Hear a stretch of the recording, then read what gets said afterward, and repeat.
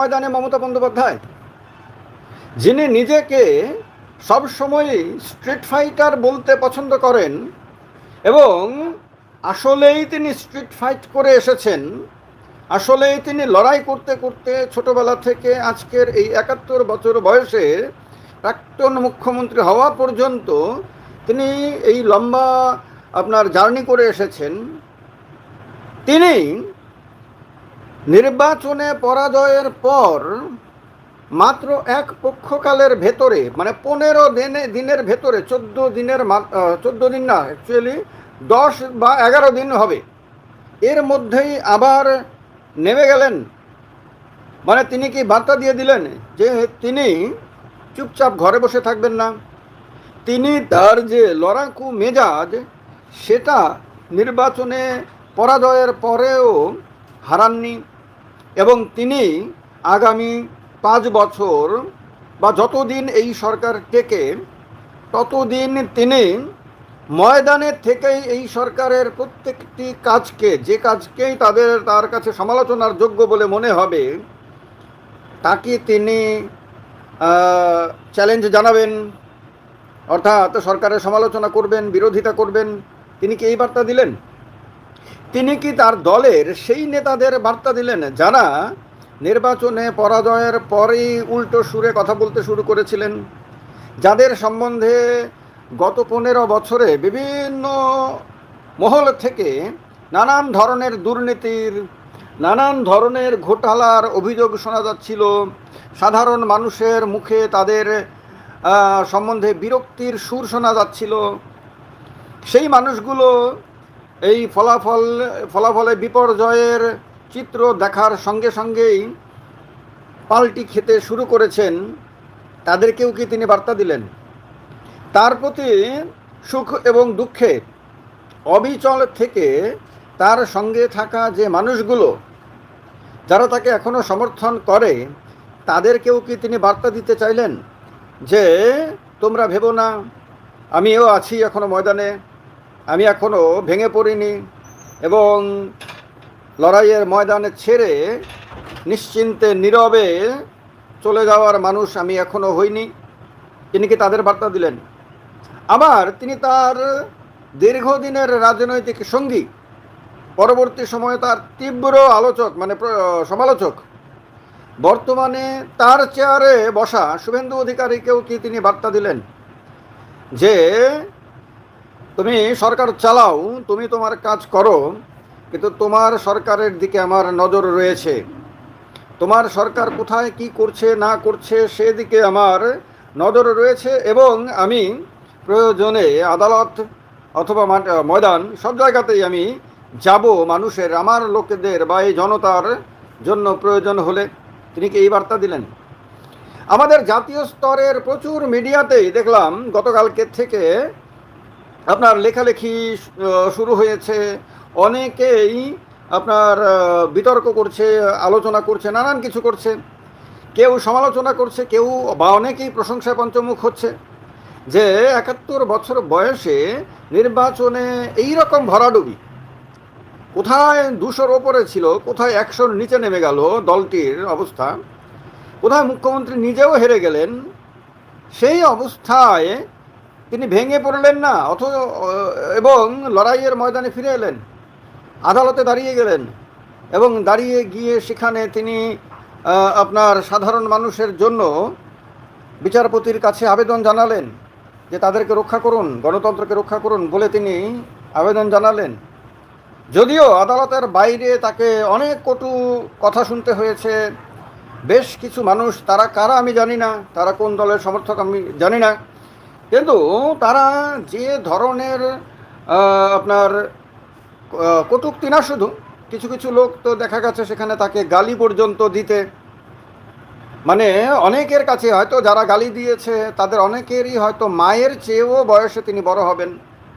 রাজনীতি যদি ভুলেও যাই আমরা, শুধুমাত্র যদি সামাজিক দিকটা যদি দেখি, তাহলেও আমরা কোনোভাবেই কোনো মহিলাকেই তো কেউ খারাপ কথা বলতে পারে না, সে যেই হোক না কেন, যতই অপছন্দের মানুষ হোক না কেন। আর কাউকে মাতৃতুল্য যিনি বয়সের দিক থেকে তাকে যে ভাষায় আপনার কিছু কিছু লোক আক্রমণ করেছে, সেখানে যে ধরনের বেশ কিছু ভিডিওতেই দেখা গেছে, শোনা গেছে যে এমন কিছু শব্দ তার বা শব্দবন্ধ তার উদ্দেশ্যে ব্যবহার করা হয়েছে, যেগুলি এই সভ্য দুনিয়াতে কোনোভাবেই আপনার মেনে নেওয়া যায় না। তো সেগুলো হয়েছে, সেগুলো তাকে শুনতে হয়েছে। এখন ক্ষমতা থেকে আপনার চলে যাওয়ার পরে এই ধরনের কথা তাকে শুনতে হতে পারে, হয়তো তিনি জানতেন। তো তিনি কিন্তু ভেঙে পড়েননি, তাকে কিন্তু ভেঙে পড়তে দেখা যায়নি সেখানে। তিনি এর পরেও আরও বেশ কিছু দেখলাম মিটিং টিটিং করেছেন। অর্থাৎ মানে ওই যে লড়াকু মেজাজ, সেই লড়াকু মেজাজটাকে তিনি আবার নিজের মধ্যে চাঙ্গা করে দিয়েছেন। এইটা কিন্তু ধারণা করা গেছিল, আমি তো বলেওছিলাম কয়েকটা ভিডিওতে, আমার ধারণার কথা বলেছিলাম যে তিনি তো চুপচাপ বসে থাকবেন না, তিনি তো হেরে গেছেন ঠিকই, কিন্তু তিনি ভেঙে পড়বেন না এবং তিনি আবার তার দলকে ঘুরে দাঁড় করানোর জন্য বা আবার আগের মতন লড়াইয়ের ময়দানে নিয়ে আসার জন্য তিনি কিছু না কিছু করবেন, এটা আমার ধারণা ছিল। কারণ যেহেতু তার আপনার ছোটোবেলা থেকেই, তার ছোটোবেলা না আমার ছোটোবেলা থেকে তার লড়াইয়ের কাহিনী শুনতে শুনতে বড় হয়েছি, তো সেহেতু তার সম্বন্ধে একটা ধারণা জন্মে গেছিল। এবং দেখলাম গতকালকে ধারণা সত্যি বলে প্রমাণিত হয়েছে প্রাইমারিলি। তো এবার কথা হলো, আমি জিজ্ঞেস করেছিলাম, আপনাদেরকে অনেক তথ্য দেব এই ভিডিওতে, আমি অত্যাধুনিক প্রযুক্তিকে এআইকে এজেন্টকে জিজ্ঞেস করেছিলাম, আমার এজেন্টকে আর কি, পরিষ্কার কথা, আমার এআই এজেন্টকে জিজ্ঞেস করেছিলাম যে প্রাক্তন মুখ্যমন্ত্রী মমতা ব্যানার্জির এই নতুন ভূমিকায় বঙ্গ রাজনীতিতে কি কি প্রভাব পড়বে, ক্ষমতাসীন বিজেপি, বিরোধী দল তৃণমূল কংগ্রেস এবং সাধারণ জনতাকে কি বার্তা পেল। একটি সম্পূর্ণ আপনার তথ্যভিত্তিক তার কাছ থেকে আমি প্রতিবেদন চেয়েছি। সে যে প্রতিবেদনটা তৈরি করে দিয়েছে সেটা আপনাদের শোনা দরকার। এই প্রতিবেদনটা মানে এআই যখন রিসার্চ করে তখন ইন্টারনেটে উপলব্ধ সমস্ত কিছুকে সে একসাথে আপনার মানে নিয়ে এসে জারণ করে তারপরে আমাদের সামনে একটা প্রতিবেদন সে প্রস্তুত করে। তো এই কারণে এটা খুব ইম্পর্ট্যান্ট বলেছে। এবার শুনুন সবটা, এরপরে আরও অনেক কিছু আছে, অনেক তথ্য আছে, সেগুলো বলবো। বলেছে 2026-এর বিধানসভা নির্বাচনে পরাজয়ের ঠিক 10 দিন পর কালিম্পং বা নবান্ন নয়, মমতা বন্দ্যোপাধ্যায়ের গন্তব্য ছিল কলকাতা হাইকোর্ট। আইনজীবীর গাউন পরে তার এই সশরীরে হাজিরা এবং সওয়াল করা কেবল একটি আইনি পদক্ষেপ নয়, বরং এটি বঙ্গ রাজনীতির এক নতুন এবং তাৎপর্যপূর্ণ অধ্যায়। কে বলছে? এআই বলছে। এআই বলছে, এআই এর পূর্ণ গবেষণার পরিপ্রেক্ষিতে। তার কারণে আপনি যে কোনো দলের সমর্থক হন না কেন, আপনাকে তো জানতে হবে রাজনীতিতে কি ঘটনাবলী কি চলছে এবং তার কি মূল তাৎপর্য, সেটা আপনাকে জানতে হবে। তো তার কারণে এবার শুনুন আপনার রিপোর্টটা। বলছে প্রাক্তন মুখ্যমন্ত্রীর এই আইনজীবী অবতার বঙ্গ রাজনীতিতে যে সুদূর প্রসারী প্রভাব ফেলতে চলেছে তার প্রতিবেদন এবারে দেয়া হবে। এআই বলছে সুদূর প্রসারী প্রভাব ফেলতে চলেছে, আমার কথা না কিন্তু। এই প্রতিবেদনটা আমি তৈরি করিনি কিন্তু আমি প্রশ্ন করেছি, আমি প্রম্পট দিয়েছি, আমার প্রম্পটের ভিত্তিতে এআই তৈরি করেছে। আর আপনারা জানেন সারা পৃথিবীতে এখন ব্যাপকভাবে এআই এর ব্যবহার চলছে, ব্যাপকভাবে সর্বোচ্চ স্তরে, সব স্তরে। এআই এখন এত ম্যাচিওর্ড হয়ে গেছে, এত বেশি আপনার গবেষণা করে আমাদের কাছে ডেটা প্রস্তুত করছে, বিভিন্ন বিষয়ের গবেষণা প্রস্তুত করছে, যে এখন আপনার যে কোনো জিনিস বুঝতে হলে আমাদের এআইয়ের সাহায্য নিতে হচ্ছে। এআই এরপরে কি বলেছে? বলেছে নির্বাচনে জয়ের পর যখন বিজেপি সরকার গঠনের প্রক্রিয়ায় ব্যস্ত, সরকার গঠনের ব্যস্ত মানে সরকারটাকে আরও বিস্তারিত করা আর কি, ব্যাপকভাবে আর কি। সরকার তো এমনিতে মূলত মুখ্যমন্ত্রী শপথ গ্রহণের সঙ্গে সঙ্গে হয়ে গেছে। তো বলছে ঠিক তখনই মমতা বন্দ্যোপাধ্যায়ের এই পদক্ষেপ রাজ্যের নতুন শাসক দলের ওপর একটি মনস্তাত্ত্বিক এবং প্রশাসনিক চাপ তৈরি করেছে। মনস্তাত্ত্বিক, ডেফিনেটলি সাইকোলজিক্যাল, ডেফিনেটলি কোনো সন্দেহ নাই। যারা শাসন ক্ষমতায় এসেছেন, তাদের যারা সর্বোচ্চ স্তরের নেতারা রয়েছেন, তাদের ওপরে একটা সাইকোলজিক্যাল প্রেশার মমতা বন্দ্যোপাধ্যায় গতকাল তৈরি করে দিয়েছেন। এটা এআইও স্বীকার করছে, প্রশাসনিক চাপও। কারণ কেন সেটা আমি বলবো, অনেক তথ্য আছে হাইকোর্ট কি বলেছে তার পরিপ্রেক্ষিতে। বলছে হাইকোর্ট যেভাবে রাজনীতি নির্বিশেষে আক্রান্তদের ঘরে ফেরানোর নির্দেশ দিয়েছে, তাতে ক্ষমতাসীন বিজেপি সরকারের পুলিশ প্রশাসনের ওপর কড়া নজরদারি তৈরি হলো। বুলডোজার কালচার রুখতে মমতার আবেদন বিজেপিকে উন্নয়ন বনাম প্রতিহিংসার রাজনীতির তর্কের মুখে দাঁড় করিয়ে দিয়েছে। বারবার বলে দিচ্ছে, এটা আমার কথা না, এআই এর কথা। তার কারণে এটা ভীষণ রকম গুরুত্বপূর্ণ।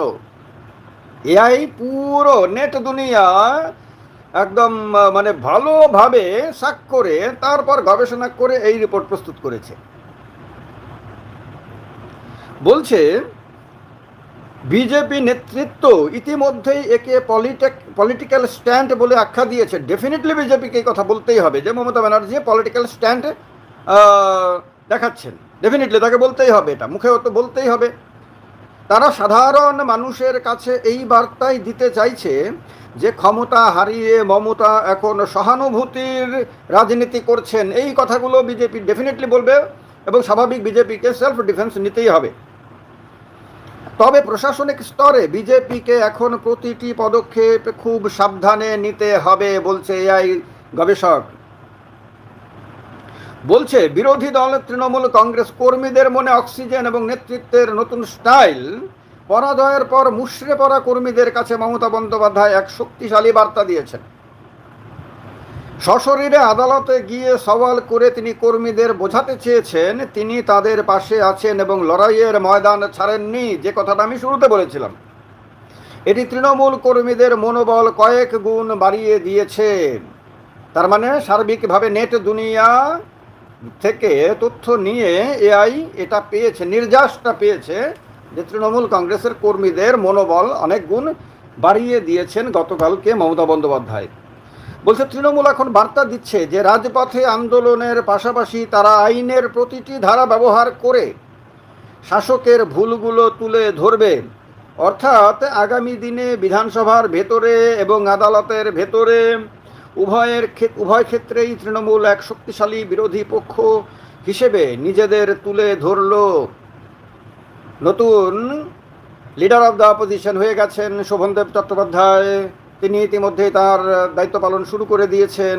অর্থাৎ বিধানসভার মধ্যে দলের আপনার লিডারশিপ ঠিক করে দেওয়া হয়েছে, আদালতে তার ভূমিকা পালন করা হয়েছে, সোশ্যাল মিডিয়াতে ভীষণ রকম অ্যাক্টিভ এখন দলের কর্মীরা। মানে অনেক সময় বোঝাই যাচ্ছে না যে নির্বাচন কি শেষ হয়ে গেছে না এখন শুরু হচ্ছে। আপনার তৃণমূলের প্রচুর কর্মী, অসংখ্য কর্মী সোশ্যাল মিডিয়াতে অ্যাক্টিভ হয়ে গেছেন, এগুলো চোখে দেখার মতন। তো তারা একটা সময়ে বিজেপি যেভাবে আদালতে লড়াই করে মানে গত 2021 বিধানসভা নির্বাচনের পরে পোস্ট পোল ভায়োলেন্সের ব্যাপারে আদালতে লড়াই করেছিল বিজেপি, সেভাবে বা তার চেয়েও ব্যাপকভাবে লড়াই এবার মমতা ব্যানার্জি শুরু করলেন। বলল সাধারণ মানুষের কাছে মমতা বন্দ্যোপাধ্যায়ের এই নতুন ভূমিকা এক বিস্ময় ও আলোচনার বিষয়। সাধারণ মানুষ যেহেতু মানে একেবারে নতুন প্রজন্ম বাদ দিলে তারা যেহেতু তাকে লড়াকু মমতা হিসেবে তাকে দেখেছে 11 পর্যন্ত, সেহেতু এরপরে 11 থেকে এই 26 পর্যন্ত তাকে দেখেছে সরকারের নেত্রী হিসেবে। ফলে দুরকম ভূমিকা। এবার তাকে আবার ওই যে 15 বছর আগের যে লড়াকু মমতা, সেই মমতার ভূমিকায় তাকে দেখতে পাওয়াটা এই বয়সে, এটা তাদের কাছে সত্যি সত্যিই তো বিস্ময়কর ব্যাপার। ধারণাই করতে পারেনি। অনেকেই মনে করেছিলেন তিনি ভেঙে পড়েছেন, তার চেহারার মধ্যে একটা প্রচণ্ড আপনার টেনশন দেখা গেছিল। এবং এই টেনশনটা অ্যাকচুয়ালি বিধানসভা নির্বাচন ফলাফল গণনার আগেও দেখা গেছিল। আমি মনে আছে আপনাদের, যেদিন তিনি ভবানীপুরে সভামঞ্চ ছেড়ে চলে গেছিলেন, তখন আমি বলেছিলাম তার ভিডিওতে যে তার চেহারার মধ্যে হতাশা দেখেছি, আমি একটা টেনশন দেখেছি। সেই রকম অবস্থা তিনি কাটিয়ে আবার মেজাজে ফিরেছেন। তো সাধারণ মানুষের একটি বড় অংশ মনে করছে মমতা তার পুরানো লড়াকু মেজাজে ফিরেছেন। ক্ষমতা থাকুক বা না থাকুক, তিনি মানুষের কথা বলতে রাজপথ থেকে আদালত পর্যন্ত যেতে পারেন, এই ইমেজটি পুনরায় প্রতিষ্ঠিত হয়েছে। আমি একজন তৃণমূল কর্মীর একটা ভিডিও দেখলাম, আমি সবার দেখি, কংগ্রেসেরও দেখি, সিপিএমেরও দেখি, বিজেপিরও দেখি, তৃণমূলেরও দেখি, সব দলেরই কেউ যদি বক্তব্য রাখে সোশ্যাল মিডিয়াতে খুব গুরুত্বপূর্ণ বলে মনে হয়, তাহলে আমি শুনি। একটা অল্প বয়সের মেয়ে, আমার মনে হয় মেয়েটার বয়স 18+ হবে, কিন্তু 25-এর ভেতরে হবে। এই মেয়েটা বলছে যে আমি সেই লড়াকু মমতা বন্দ্যোপাধ্যায়, বিরোধী নেত্রী মমতা বন্দ্যোপাধ্যায়ের লড়াইকে আমি দেখিনি, আমি অনেক ছোট ছিলাম, 15 বছর আগে, তার বয়স তো আরও অনেক কম ছিল। বলছে তখন আমি ওই রকম অত কিছু বুঝতাম না।